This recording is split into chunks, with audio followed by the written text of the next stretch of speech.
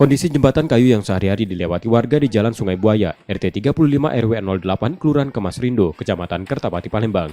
Jembatan yang hampir ambruk ini diakui warga merupakan akses utama mereka, terutama anak-anak menuju ke sekolah.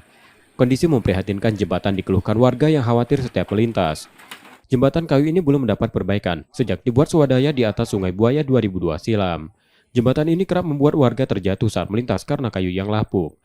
Tahun berapa? 2002 mulai yang macam ini nih lewat lagi. Dulunya semen biasa Bu ya? Tidak pernah macam inilah. Oh, tidak pernah putus jalan ini. Foto jalan inilah, tidak pernah dibangun sama sekali. Pernah nyampak? Sering Bu ya? Sering nyampak budak sekolah, wonggo motor nyampak di sini. Di jembatan ini. Iya di jembatan ini. Iya. Kalau bisa lah minta bantu kami nih. Soalnya inilah jalan kami satu-satunya di sini. Tidak kata jalan lain tempat lain-lain. Akses utama nih Bu ya? Iya khusus utama untuk kami aktivitas untuk mencari untuk anak-anak sekolah. Warga berharap pemerintah kota untuk membangun atau memberikan jembatan yang layak dan aman dilewati mereka. Rizky Oktora, Muklas Diferensial, Kompas TV, Palembang, Sumatera Selatan. Untuk wali kota tolong Pak kami